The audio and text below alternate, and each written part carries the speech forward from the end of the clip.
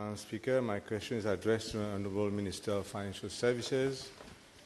Good governance and institutional reforms.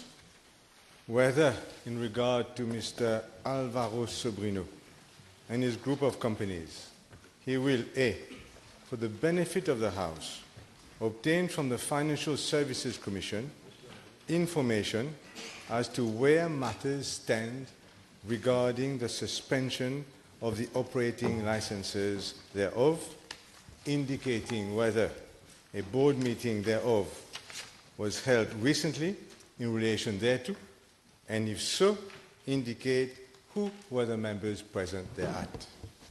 And 2, the vice chairperson, and 3 other board members thereof have resigned therefrom.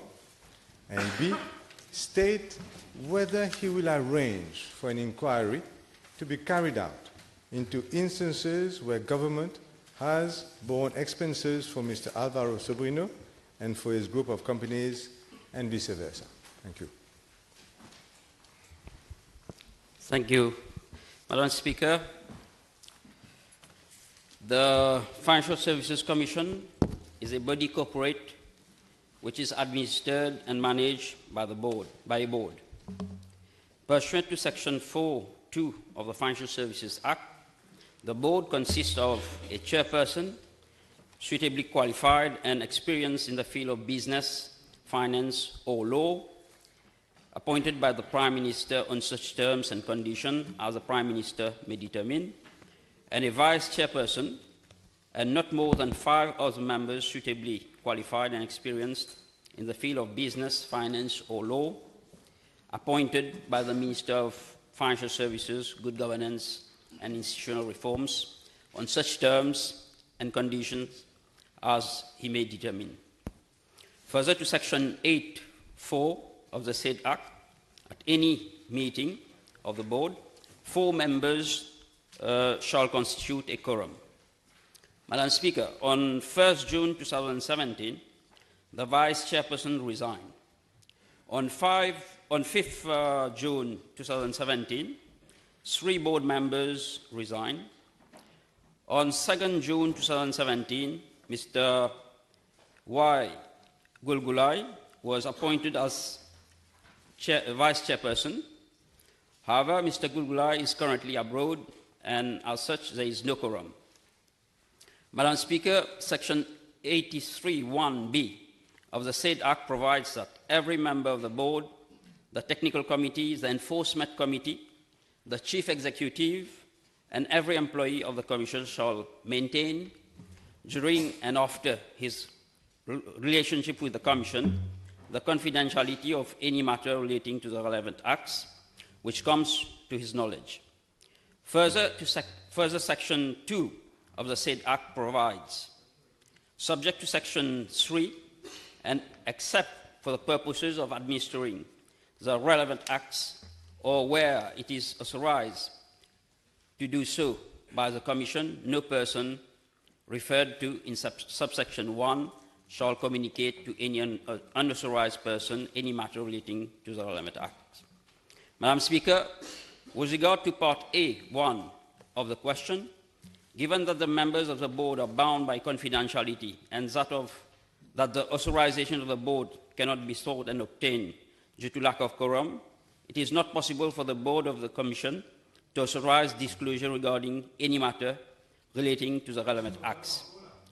With regard to Part A(2) of the question, I have already indicated that the Vice Chairperson and 3 other board members have resigned. Madam Speaker, as per the reply of the Honourable Prime Minister to the PNQ of 4th April 2017, it is important to note that the operational licenses of Alvaro and his group of companies have not been suspended. But the licenses have been requested not to start operations without the prior clearance of the Chief Executive. This has been clearly spelled out in the press communiqué of the FSC dated 2nd March 2017. With regard to Part B of the question, Again, apart from the fact that Mr. Alvaro Sobrinho and his close associates were allowed VIP facilities at SSR International Airport on arrival and departure, I am not aware of any other expenses borne by government. For the benefit of members of the House with regard to VIP facilities at the SSR International Airport, government pays at all a fixed monthly amount of $2,000.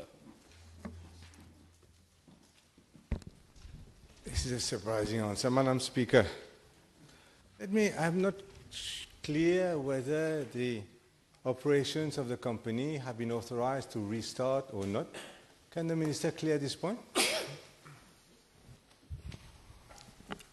I've just answered, Madam Speaker, that the directors, the board, is bound by a duty of confidentiality.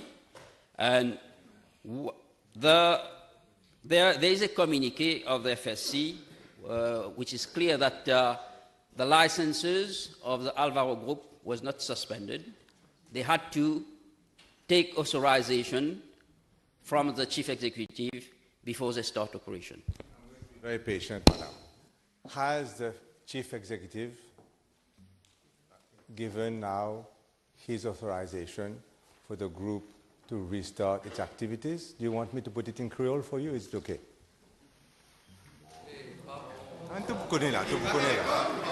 And the answer is yes. so they have restarted the activities. Madam Speaker, I want to ask the Minister whether he was in any, and I have the answer, so I would be very careful before you answer it. Whether he was at all involved in the decision of the board, not of the chief executive, to authorize the restart of operations of Alvaro Group. Whether he himself personally was involved in that decision. As a matter of principle, Madam Speaker, I do not interfere in the affairs of the FSC, and I was not involved in the board decision. Madam Speaker, on the 25th of May 2017, one Mr. R. Sokapadu, who we all know very well from the Financial Services Ministry, wrote to you with a draft letter to be sent out. I have the draft letter. With a draft communique. You say yes now. With a draft communique. Please don't. Be careful when you answer. And he sent you that. And he said, please, he's begging you. Please find attached letters which FSC proposes to issue for your consideration and views. What have you got to answer now that this is being quoted? I'm happy that the Leader of the Opposition has put this question. Madam Speaker, can I prevent somebody to send me an email? If the Honorable Leader of the Opposition has got an answer from me, then I'll be prepared to see the answer. Madam Speaker, are you going to take any disciplinary, is the Minister going to take any disciplinary action to this person who, without authorization, no, will come. There you are. Yeah, why does Honorable Colin Davilu feel obliged to respond? Why does he feel obliged to respond? Because whenever you mention Alvaro Sobrinho. Is he going to? Your question is not to Honorable Colin Davilu. Your question is to the Honorable Minister.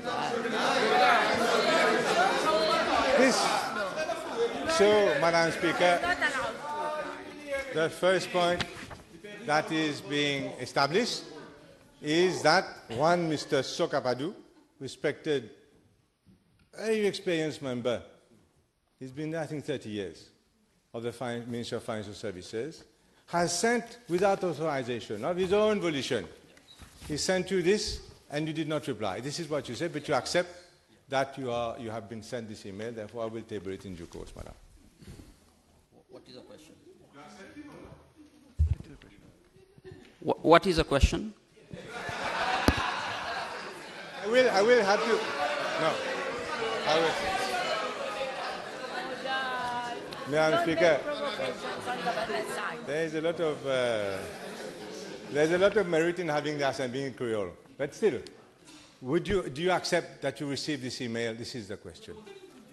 Honorable Ratna, please. I just answered. I don't know if the Honorable Leader of the Opposition is having some problem to understand what I'm saying. I received the email. There is no problem on that. Speaker, I will now table a copy of the signed, would you believe, board resolution of the FSC, which was dated 30th May. That is one day before the resignation of the Solicitor General from the Financial Services Commission. And this board resolution, Madam, which I understand that the Solicitor refused to sign, because a board resolution has to be a circular board resolution, as we will know, has to be signed by 100% of the people to be valid. And this resolution did not in any way get unanimity. And this board resolution quotes a paragraph, damning paragraph, of the Kroll report, even to say that his reputation, whatever problems they had, long list, represent a notable adverse feature of Sobrinho's reputational profile. Now I will table this one, Madam Speaker, and I will ask the Honourable Minister how can he explain, now that we know that he was contacted before, how can he explain that despite such an adverse report, the Financial Services Commission sought to circulate a board resolution lifting of restrictions not to start operations on the Alvaro Group, the whole Alvaro Group? Madam Speaker, the Leader of the Opposition has been a minister for a very, very long time. It is not the responsibility of a minister to take operational decisions at the level of FSC. They are independent, they operate independently in their own capacity. So,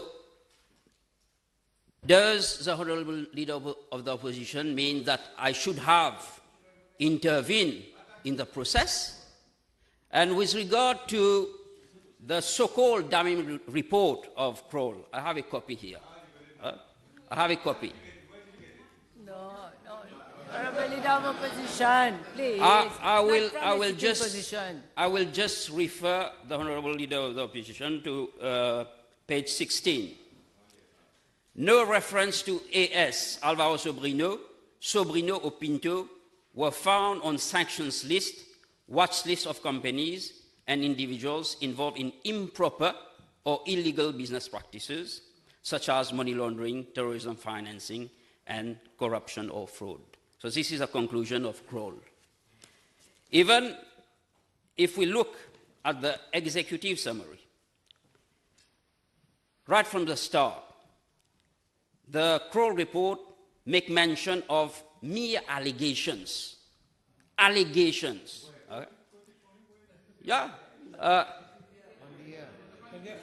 Alvaro Sobrinho, public profile is extensive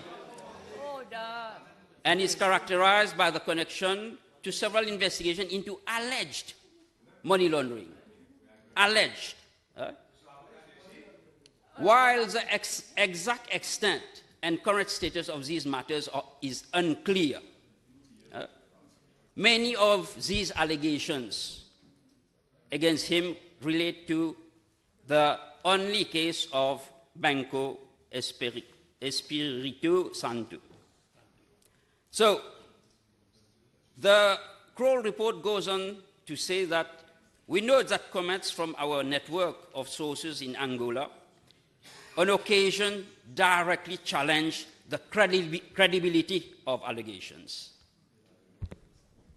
Speaker, I see that the Minister of Financial Services is very proud of Mr. Sobrinho's reputation in Angola, which stands on the rank of 164 on the Transparency Index of 176 countries worldwide. Madam Speaker, I'm not going to quote extensively from here, but it is clear, Madam Speaker, that this gentleman has the reputation of an international crook, I have said before, and I've just, if you will allow me, get the Minister's opinion on this, because he has in fact, quoted very selectively as to the reputation of Mr. Sobrinho in Angola, which the report, it says clearly, are in stark contrast to negative commentary sourced from outside Angola. And this is the situation. In Portugal, Madam Speaker, Sobrinho suspected of having misappropriated 5 billion rupees. 5 billion rupees. And this isn't a Kroll report. That means, Madam Speaker, that the Swiss Attorney General has at the moment frozen 6.4 billion rupees of Mr. Sobrinho himself, his own assets in Switzerland. Rupees, not dollars, not that rich. And that, he's reported that Mr. Sobrinho has 150 bank accounts spread over 6 Portuguese banks. But whatever the position is, the situation is, the government will try to protect him, the same as he's getting protection in Angola. This is clear. But, Madam Speaker, the reputation of our financial services industry is worth more than the billions of Mr. Sobrinho. Now that this time we are being faced, Madam Speaker, with the OECD, their multilateral instrument initiative, we are being faced by attacks from the EU concerning our unfavorable tax treatment. This is not the time. Yes. Ask your question. I'm going. There is a minister. Because you not won't agree. have sufficient time to ask all your That's questions. it. What time do we start? That this is not the time. That this is not the time for us to play around with the reputation of the financial services sector. The question? Yeah, this is again a problem. What is your question? Another problem. I'm sorry. This is quite ridiculous. I'm asking whether he doesn't agree that it is not the time to play around with the reputation of our financial services industry, as government is doing right now. Madam Speaker, I am quite saddened because we have various governments have taken years to build, to develop our financial services sector. But since a few months, not to say weeks, they are regularly attacks on our jurisdiction. And those attacks come from our own people. And regularly, they shed doubts on investors who have willfully, who have come here to invest in our country. And we all know the contribution of the financial services sector. And if we go on like this, by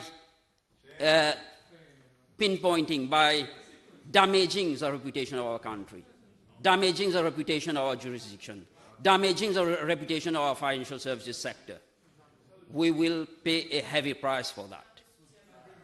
In all fairness, this whole case of Alvaro was blown out of proportion. So I will make a request to the members of the opposition, to the media, to be careful, because FSC is not an investigative body. If they have evidence of any money laundering, of any fraud which have been committed by any specific person, they have to go to the institution. So for the sake of our country, I will make a request not to go. On the Minister.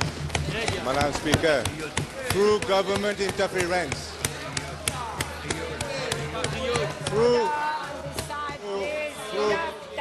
through government interference, through his own interference, four respected members of the Financial Services Commission have resigned because of Sobrinho affair. And he puts it on the opposition. Shame on him, Madam Speaker. Madam Speaker, I want to know whether Mr. Gugulai was appointed on a Saturday. And will he confirm on the Saturday at 12:45 p.m.? And did Mr. Gugulai have time to swear his oath of secrecy before the Master of Registrar? As far as I can gather from the record,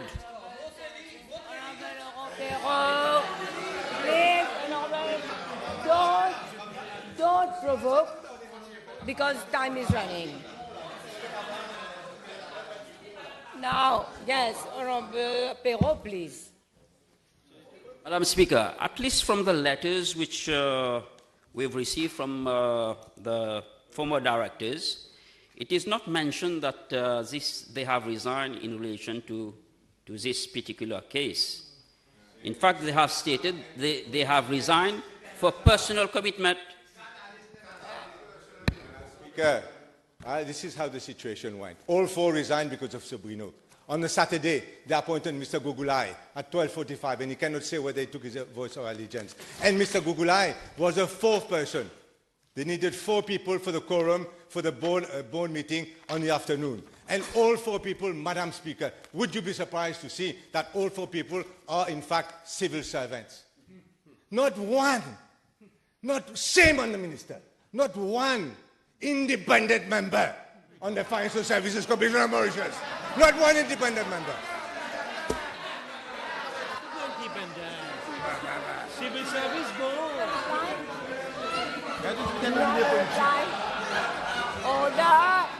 Order, please. Honorable right now, please. Order on this side. Allow the Minister to reply. Honorable Sudan, please, allow the Minister to reply. Honorable Kolenda Velu, allow the Minister to reply. Madam Speaker, Honorable Perrault. I understand that a director is a director, whether he is a civil servant or whoever. He operates in his capacity as director. And if there was a quorum, then there is no problem on that. It was made on the same day, this Mr. Gugulai, to get the quorum in the afternoon. And the public will judge, Madam Speaker, whether these 4 members, all of them civil servants, and I think, Mr. Speaker, I'm not so ashamed of them. I will tell who they are. I will say who they are. Mr. Manraj, Mr. Ramlol, Mr. Sundram. No, I will tell. And Mr. Gugulai. And Madam Speaker, I will ask another question on this one. The Kroll report, as he knows it by heart, I'm sure, says, in fact, it's very important, that they should deepen the inquiry in Portugal. You know that bit. I can quote it. Now, the Kroll report is on the 21st of April, Madam Speaker. It is on the 25th of May that the Financial Services Commission gives the go-ahead for Kroll to deepen its investigation. And when is the board meeting? The board resolution is 5 days later on the 30th. So they wait 1 month, more than 1 month, before giving the go-ahead, and suddenly, don't know who put pressure, I can imagine. They are 5 days later, without waiting for the deepening. Madam Speaker, therefore I'm going to ask the Honourable Minister, what has happened to this deepening inquiry in Portugal? I have the judgment of the Lisbon Court of Appeal. Don't make provocation. But before I refer to what is mentioned in the judgment, I would like to just draw the attention of the Leader of the Opposition that there was a lot of information which was flooded on the Alvaro group. Okay? The FSC tried to analyze all this information, took whatever decision was taken. But let me clarify. Allow him to reply. If he is too long, I'll Let me quit. clarify. But please proceed. No provocation. Please allow the minister In to all reply. fairness to any applicant for a license, we cannot hold the license indefinitely. We have to take a decision. If let's say we have 10 more inquiries to carry on, can we hold the license for years? We have to take a decision. And let me quote the judgment from the Lisbon Court of Appeal. The prosecution has twisted, retwisted, inflated, and changed the essence of the justification invoked in the 6,000-page order for the repeated attachment of the appellant's assets, which has surpassed the strict necessity of executing the probative due diligence capable of identifying the source of the money that enabled its acquisition. For the broader scope of curtailing the right of the defendant to dispose of such assets, and to prevent, while pending, crimes identical to that which is now being investigated from being committed with the use of assets that were within the reach of the authorities. So the stubbornness, the kind of acharnement that is being made against any applicant to FSC. I will say against any applicant, because Mr. Alvaro is like any other applicant. Yes. He's the worst Minister of Financial Services I've ever seen, Madam Speaker. Shame. Honest. Madam Speaker, currently 5 billion rupees of assets are seized at the moment in Portugal.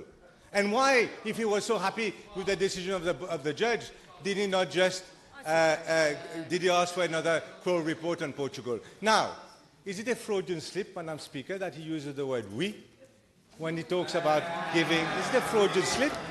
Madam Speaker, I will come to another very important issue. That is the expenses board. But you have to give it a little bit of time. This is a major fraud after all. That is just a few millions, billions, Madam Speaker.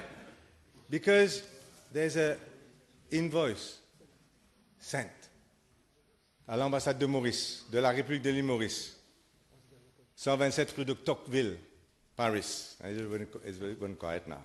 You know how much, Madam Speaker? 13,060 euros. 522,000 rupees for car services. I will give it to you. You can have it, obviously. And it deals with hire of cars, VIP cars, 2 Mercedes, one S and one van for bodyguard. And it was in Rome. And this was for a private mission for Planet Earth Institute. I'll go further, Madam Speaker, because for use of these cars, you know these cars were used for 16 hours a day. No, you on want the to Friday. ask the minister whether he's aware of this. No, I'm going to tell him. Please, Let me also finish, Madam question, Speaker. you've No, got I will only finish. 2 minutes. No, I will finish my Also question, don't make a statement, please. Honorable Leader of Opposition, And you have only 2 minutes to also I want question. to advise him. He's aware of it. He's the Minister for Good Governance. Bad governance, yes. Madam Speaker, I'm going to ask. You'll give me one last question, huh? Yeah, Okay, all yes, right. because I'm we're going to running ask out of him time, only whether last he will not have an inquiry as to why a car which costs 123,000 a day with a bodyguard sitting at the back in the car. This has been billed to l'ambassade de Maurice à Paris for Rome. Will you do this bit for me? Madam Speaker, I would like to know whether this invoice has been paid and who approved it before I inquire. So you quiet. Okay, your last question, Sure. yes. In view of his shameful interference in this Alvaro affair, as leader of the opposition, Madam Speaker, I'm asking for his resignation.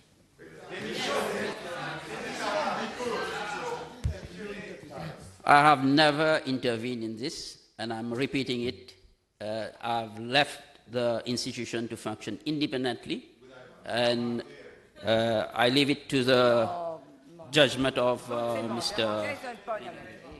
Okay, time is over. Time is over. Motion. Motion, Prime Minister. Prime Minister motion. Prime Minister motion. Speaker, I beg to move that all the business on today's order paper be exempted from the provisions of paragraph 2 of Standing Order 10. The question is that all the business on today's order paper be exempted from the provisions of paragraph 2 of Standing Order 10.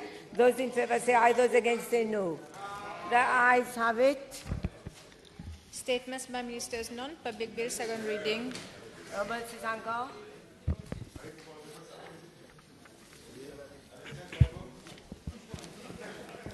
Thank you, Madam Speaker.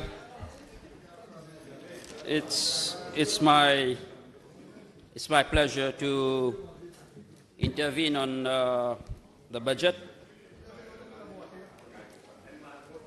Right from the start, I would like to. Don't use on Parliament.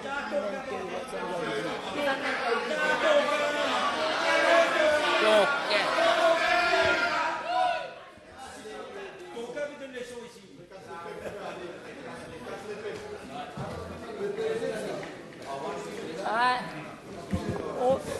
No, please calm down.